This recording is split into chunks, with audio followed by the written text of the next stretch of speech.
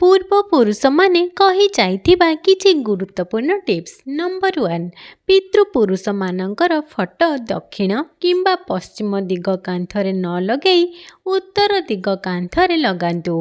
ଉତ୍ତର ଦିଗ କାନ୍ଥରେ ଫଟୋ ଲଗାଇଲେ ତାଙ୍କ ମୁହଁଟି ଦକ୍ଷିଣ ଦିଗ ଆଡ଼କୁ ରହିବ। ଏଥିରେ ମଙ୍ଗଳ ହୁଏ। ନମ୍ବର 2, ଗୋଟିଏ ହାତ ଉଠେଇ ମଣିଷ କାହାରିକୁ ନମସ୍କାର କରିବା ଉଚିତ ନୁହଁ। ହାତ ଯୋଡ଼ି ନମସ୍କାର କରନ୍ତୁ, କିମ୍ବା ଯଦି ହ୍ୟାଣ୍ଡେଲ ଧରିଛନ୍ତି କି କିଛି ବି ଜିନିଷ ଧରିଛନ୍ତି ତେବେ ମୁଣ୍ଡ ତଳକୁ କରିଦିଅନ୍ତୁ। ନମ୍ବର 3, ଶ୍ରୀଯନ୍ତ୍ର ଏବଂ ଲାଲ କପଡ଼ାରେ ଗୁଡ଼ା ହୋଇଥିବା ନଡ଼ିଆ ଠାକୁର ଘରେ ମା ଲକ୍ଷ୍ମୀଙ୍କ ପାଖରେ ରଖିଲେ ଘରର ବହୁତ ମଙ୍ଗଳ ହୋଇଥାଏ। ନମ୍ବର 4, ପେଟର ଗ୍ୟାସ୍ ସମସ୍ୟା ଥିଲେ ଖାଇବା ପରେ ଅଳ୍ପ ଜୁଆଣି ଖାଆନ୍ତୁ ଏବଂ ପ୍ରତ୍ୟେକ ଖାଦ୍ୟ ପ୍ରସ୍ତୁତିରେ ହେଙ୍ଗୁ ବ୍ୟବହାର କରନ୍ତୁ।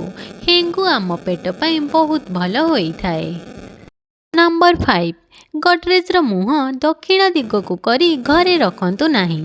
ଯଦି ଏପରି ହୁଏ ତେବେ ଘରର କାହାର ଦେହ ସବୁବେଳେ ଅସୁସ୍ଥ ରହିବ ଏବଂ ତା ପଛରେ ସବୁବେଳେ ଟଙ୍କା ଖର୍ଚ୍ଚ ହୋଇଥାଏ। ନମ୍ବର 6, ସୋମବାର ଗୋରୁ ଗାଈ ବିକ୍ରି କରନ୍ତୁ ନାହିଁ। ମଙ୍ଗଳବାର ଯାନବାହନ ବିକ୍ରି କରନ୍ତୁ ନାହିଁ। ଗୁରୁବାର ଜମି ବିକ୍ରି କରନ୍ତୁ ନାହିଁ। ଏହିସବୁ କଲେ ଅମଙ୍ଗଳ ହୋଇଥାଏ। ନମ୍ବର 7, ନାରୀମାନେ ସ୍ନାନ ପରେ ନିଜର ଆଙ୍ଗୁଳିରେ ସିନ୍ଦୁର ପିନ୍ଧନ୍ତୁ ନାହିଁ। କେବଳ ରୂପା କଣ୍ଟା କିମ୍ବା ଝିଙ୍କ କାଠିରେ ସିନ୍ଦୁର ପିନ୍ଧନ୍ତୁ।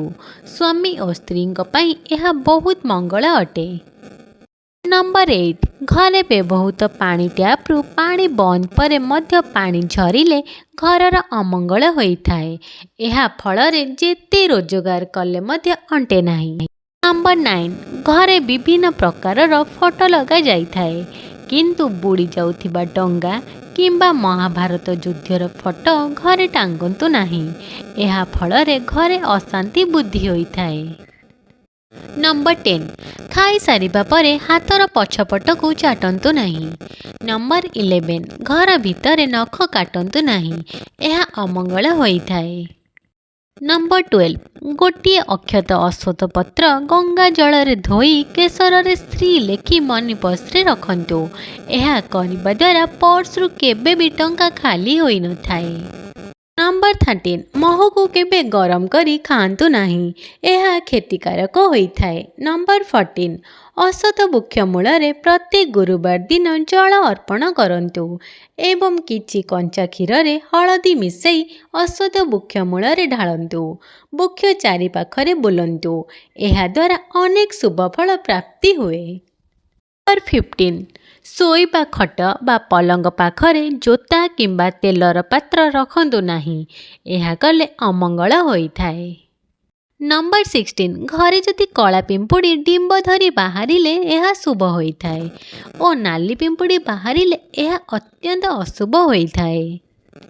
ନମ୍ବର 17, ଘରେ ହିଂସ୍ର ବାଘ ଓ ସିଂହର ଫଟୋ କିମ୍ବା ମୂର୍ତ୍ତି ରଖନ୍ତୁ ନାହିଁ। ଏହାଦ୍ୱାରା ଘରର ଅଶୁଭ ହୋଇଥାଏ। ଏହା ସହିତ ଘରେ ନିହାତି ଝଗଡ଼ା ଲାଗିଥାଏ।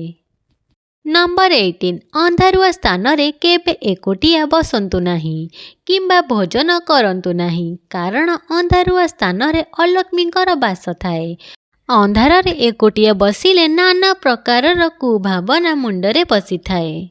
ନମ୍ବର 19, ଯେଉଁମାନେ ସ୍ମରଣ ଶକ୍ତି ବଢ଼ାଇବାକୁ ଚାହୁଁଛନ୍ତି ସେମାନେ ବରଗଛ ଓ ଓସ୍ତ ଗଛ ଏକାଠି ଥିବା ସ୍ଥାନରେ ପ୍ରତିଦିନ 20 ମିନିଟ୍ ଲେଖା ବସିଲେ ସ୍ମରଣ ଶକ୍ତି ବଢ଼ିଥାଏ। ନମ୍ବର 20, ରଜ ସଂକ୍ରାନ୍ତି ଦିନ ଆପଣଙ୍କ ଘରର ଦ୍ୱାର ମୁହଁରେ ହଳଦିଆ ଚିତା ଉପରେ ଏକ ଲାଲ ଚିତା ଆଙ୍କନ୍ତୁ। ଏହା 1 ବର୍ଷ ପର୍ଯ୍ୟନ୍ତ ଶୁଭ ଫଳ ପ୍ରଦାନ କରିବ। ନମ୍ବର 21, ଅରଖ ଗଛ ଘର ପାଖରେ ରହିଲେ ଶୁଭ, ତାକୁ ନଷ୍ଟ କରନ୍ତୁ ନାହିଁ। ନମ୍ବର 22, ବିଛଣାକୁ ଯିବା ପୂର୍ବରୁ ଗୋଡ଼ ହାତ ଧୁଅନ୍ତୁ। ବିଛଣାରେ ବସି ପୂର୍ବ ଦିଗକୁ ମୁହଁ କରି ହାତ ଯୋଡ଼ି ଓମ୍ ନିଦ୍ରା ଦେବୀ ନମ 7 ଥର ଜପ କରନ୍ତୁ ଏବଂ ନିଜର ବିଛଣାକୁ 3 ଥର ଟିଙ୍କା ମାରନ୍ତୁ। ପରେ ନିଜ ମଥାରେ କିଛି ସମୟ ଆଙ୍ଗୁଠି ଚଳାନ୍ତୁ। ଏହା କରିବା ଦ୍ୱାରା ଭଲ ନିଦ ହୋଇଥାଏ। ନମ୍ବର 23, चुली रे घीओ बसाई व्यक्ति घीओ ओह्लैले शुभ फल मिली थाए। नंबर 24 दांतरे नख छिड़ांतु नहीं। गोड़र आंगुली बारंबार फुटांतु नहीं। गोड़र आंगुली रे भूमि उपरे गार काटंतु नहीं, यह अशुभ होइथाए। नंबर 25 बापा माँ पाखरे केबे मिछ कुहंतु नहीं। कौनसी गुरुत्वपूर्ण सत कथा निजर स्त्री को कुहंतु नहीं। नंबर 26 सोरिष तेल रे सिंदूर मिसाई घरर मुख्य द्वार टोपटिए लगाइले शुभ फल मिली थाए।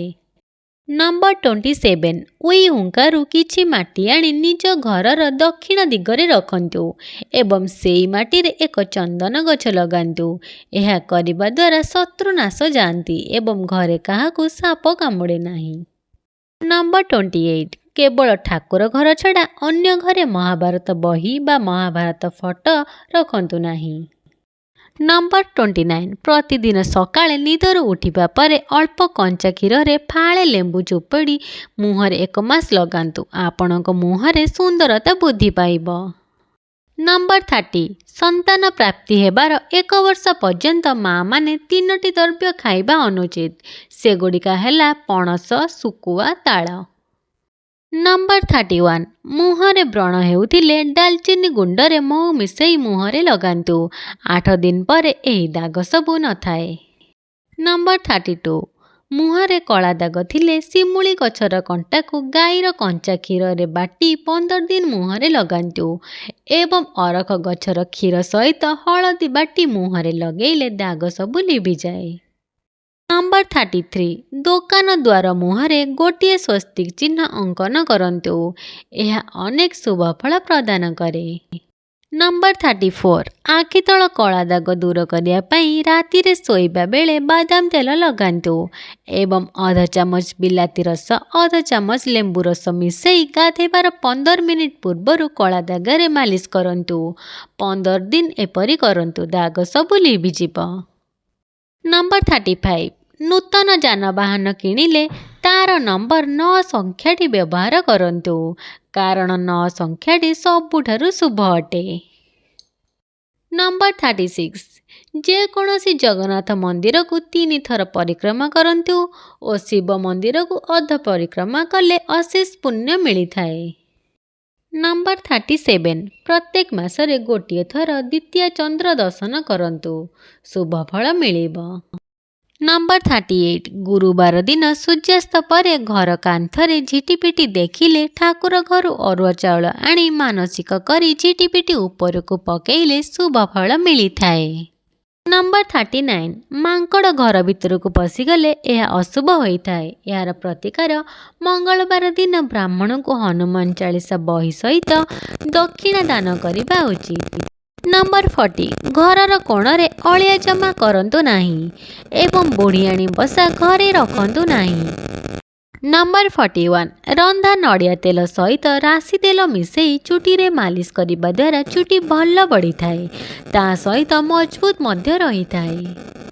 नंबर 42 पाद दरज हेउथिले सोरिष तेल हल्का गरम करी मालिश करिबा द्वारा पाद दरज शीघ्र ठीक हो जाए। नंबर 43 जदि आपण मोटापा को कम करिया को चाहुचंती तेबे आपण नियमित सकाळे भिजाई रखुतिबा चना खांतु, एथिरे प्रचुर मात्रा रे फाइबर रही थाए, यह खाइले भोक अधिक समय पर्यंत लागी न थाए। नंबर 44 जदि टिके काम करी आपण को हालिया लगुची तेबे आपण गुड़ रे पानी मिसई पियंतु। नंबर 45 मासिक धर्म समय पेटर जंत्रणा दूर करिया हेले आपण शुंठी को पाउडर बनै उषुम पानी सहित पियंतु, सांगे सांगे पेटर जंत्रणा सबु दूर होई थाए। आपण मानकु जदि मो भिडियोटी भल लागु थाए ताहाले लाइक कमेंट आ शेयर करिया को जमा भी भूलिबेनी। आउ जदि मो चैनल को नुआ करी आछंती ताहाले गोटे सब्सक्राइब निहाती करी देबे। जय जगन्नाथ।